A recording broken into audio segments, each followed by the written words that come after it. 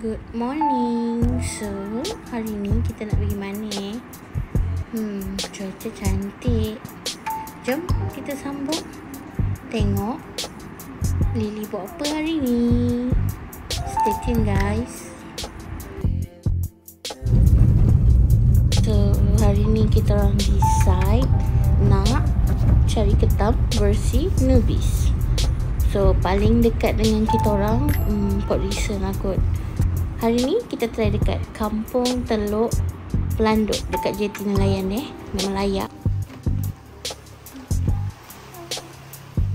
Time kita orang sampai ni, air surut sikit lah, tapi still okay. Masih boleh cari ketam tu, sebab dia belum surut habis lagi. So tak salahkan nak cuba. Biasalah versi Nubis. Last kita orang datang JT ni, aku rasa dalam tahun lepas kot. Macam dah lama gila lah. Tiba-tiba tahun ni datang, dia dah start charge. Tapi bagi aku okey lah, sebab JT dia bersih. Lepas tu ada tempat duduk. Korang tengoklah tu, anak ikan.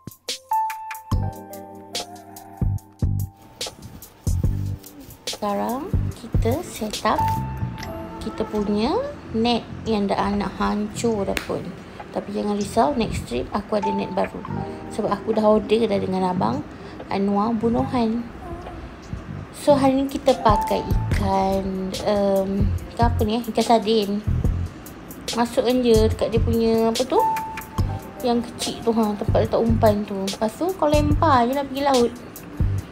Nanti just tunggu je ketam melekat dekat net kau. Nah, kau tengoklah weh, aku memang geram gila weh. Banyak sebenarnya ketam aku terlepas. Sebab net aku dah nak hancur. Ni konon-konon ni dapat. Okay, sorry. Yang ni naik guys. Aku hampir tercepit dah dengan ketam ni. Not bad size dia. Okay lah. Boleh lah buat Maggi ketam. Layan.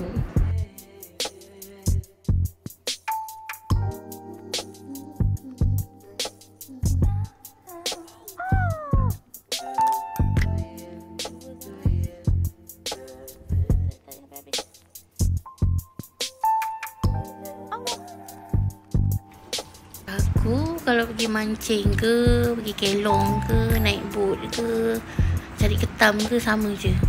Aku memang suka buat bekal. Sebab apa? Sebab aku malas dah nak keluar weh. Nak pergi toilet pun aku malas. Apa lagi lah nak pergi beli makanan. Okay, so ni aku pergi dekat hujung jambatan. Korang tengok belah yang aku duduk tadi macam dekat tengah-tengah kan. Belah hujung ni yang paling ke arah laut ni busuk sikit tu.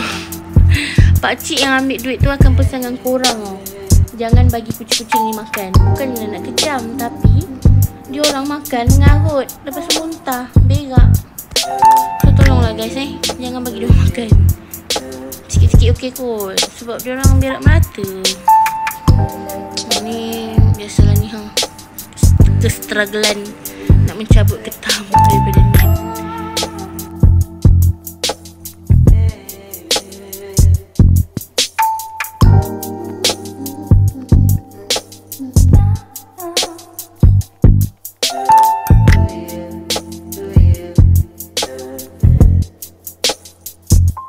By the way, aku tak ambil semua ketam yang aku dapat tau.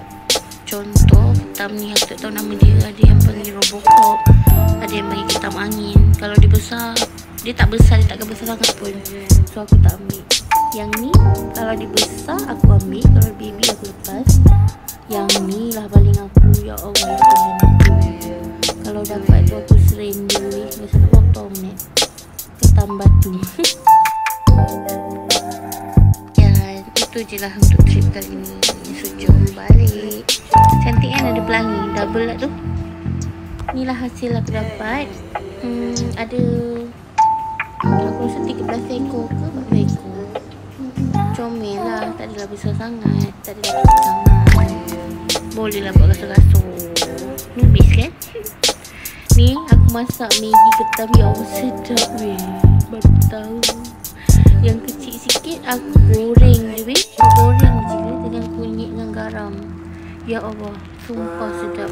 Manis weh. Sekian, terima kasih dari aku.